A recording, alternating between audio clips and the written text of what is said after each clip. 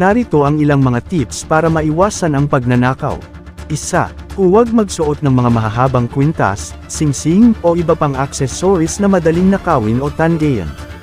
2. Iwasan ang pagtutok ng iyong cellphone o iba pang gadgets sa mga pampublikong lugar upang hindi maging target ang iyong gamit. 3. Magdala ng maliit na bag na maayos ang makakalabit sa iyo para mapansin mo agad kung may mag-a-attempt na magnakaw. 4. Mag-ingat sa mga tao na madalas dumikit sa iyo o may suspicious na kilos sa paligid mo. 5. Huwag mag-iwan ng iyong bag o gamit sa unattended na lugar.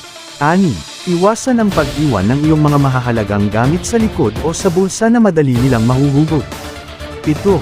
Magdala palagi ng maliit na pera sa easy access na bulsa para hindi mo na kailangang buksan ang iyong bag kung may bumibili o gumagamit ng publikong transportasyon.